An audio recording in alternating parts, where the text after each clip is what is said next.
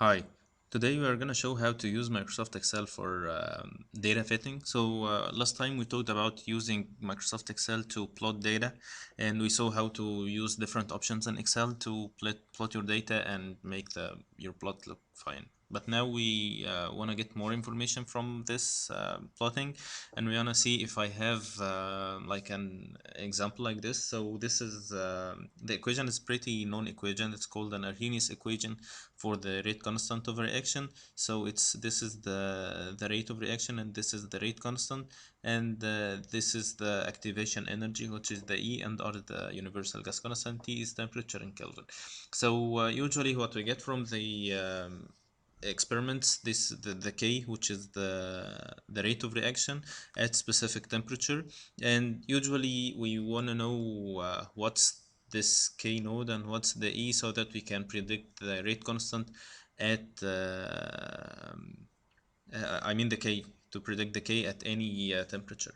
So this equation can be simplified if you take ln of both sides. So you have ln K equals ln K node minus E over RT, and what we said that we need to know E and K node. So the way to do this is by fitting our data to linear equation and to get the E and K node from this. So what we're gonna do is to make a plot or draw a plot. In this plot you can get this information, and simply if you plot ln K versus 1 over T, then you will have a linear equation that has a slope of negative E over R, and the intercept will be ln K node. So that's what we are gonna do now. So first we need to plot this, and from the plot we can now see how to get this information. So what we wanna do first is to get what we are plotting. So we have the temperature and K, and that's not what we are gonna plot. So what we are gonna plot is 1 over T, and uh, and then ln of K. So 1 over T is simply it's 1. So here you can write the equation 1 over T, and that's what you got. And one good option in Excel that we didn't mention before, that you don't need to repeat the same equation for the same for all the cells in the column. So you can so you know that this cell is calculated from this cell, which is on the same row, and if you drag this, which is simply repeating the same equation for all the cells, so you will do the same calculation. So this one will be calculated from the corresponding cell, so you don't need to do the same calculation all the 6 or 7 times. The same here, if you write lnk, then you can drag this, and now you have all the cells calculated from the right cell.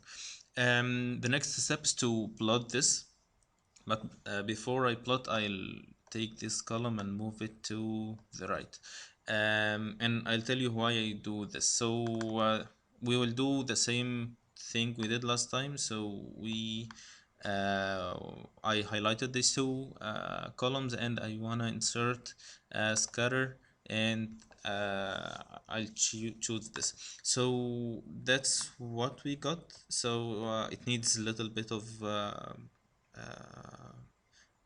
editing. So but before I tell you why, or I go through this, I want to show why I moved the 1 over T to the right. So simply because Excel takes the default is that the column to the right is the x-axis. Sorry. So if I keep 1 over T to the left, I mean the cell to the, or the column to the left is the x-axis. So if I keep 1 over T to the left as it was, then it will be plotted as the x-axis. That's not what I want to do, because this should be the y-axis and it should be the x-axis. Anyway, so now I wanna change the settings of this thing a little bit. So I wanna apply what we did last time. So I'm gonna make this thing at, so we'll go to the axis value, the horizontal axis cross. So I want to make it 0.0032, And so just to make it cross at this side, and to make the tick marks to be inside, and the axis label to be high. So this is just to make the plot look much better. So I want to make, because this is at the negative side and it's reversed, so I just want to make the titles outside the plot. And the same here, I want to make it to inside, and major tick marks to be inside, and to make it high. And now it looks much better.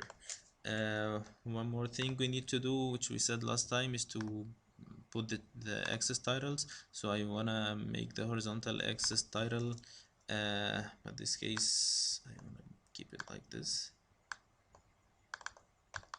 and the axis title now is ln k, and the same for vertical axis.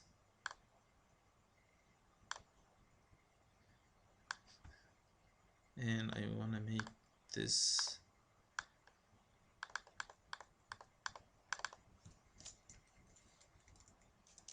1 over t. So now the plot is almost ready. It now looks better. We just applied what we did last time.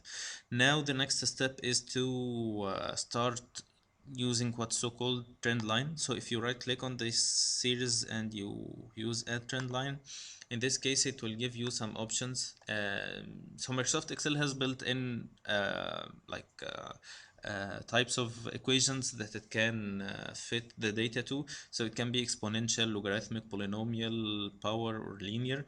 In our case it's linear, but you have different options. The moving average is not actually fitting. If you have, it's just useful if you have a lot of data and you wanna get like an average of these data. So it's not fitting. You cannot get an equation. You cannot get fitting using this. It's just making the graph look nicer. So in our case, we're gonna go for the linear thing. And then you have two options in the bottom, which we really need, and this is actually what we are trying to get from the trend line. So if you press on display equation and display r square, then you will see these two things popping up here. So let's see what we have here. So this is what we are trying to get from the plot.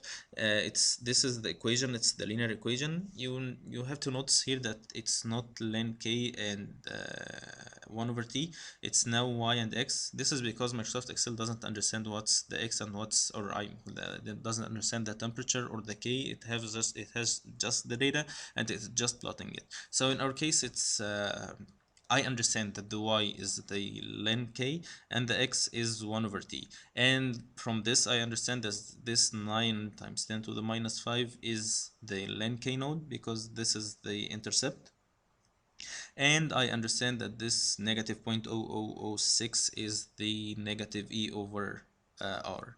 So from these two equations, I can get k node and I can get e, because I know the r, of course. So this is the thing to know about the equation. Another thing is this r node. So what is this r node? It's called root mean square value, which is simply a measure of how good the fitting is, and its value ranges from 0 to 1. So if it's close to 0, then this means that the fitting is not good, and if it's close to 1, like this case, it means that the fitting is good. And of course, for any experimental data, you will not get your data very good, so that they are all on the same line. You will have kind of deviation here and here and here. So in this case, this doesn't mean that the experiment is wrong, but this is just some experimental error, which is pretty normal. So this r square lets us know if this fitting is good or not. It can be a way to compare different fitting equations. Let's say you are comparing this linear to exponential or power or whatever. So this is a good way to compare this fitting, to know which is better, or to fit different data at the same equation to know which set of data is better. So it's just, as we say, it's a measure of how good the fitting is. So this is how Excel does the fitting. And we have, like, you can ask many questions like how this R2 is calculated, like I don't know it calculates it, and what if I have an equation that's not one of these, and as we said, let's say um, oops, sorry. So we said that we have these six or five fitting equations. What if I have another equation that cannot be put under one of these categories, or even after some manipulation, it's not one of these? So in this case, we need to do this fitting manually using a method that's called least square method. There are different methods, but this method is pretty easy and it's pretty effective, and you can use it using Excel. And in this case, we are gonna use goal seek and solver for doing this fitting.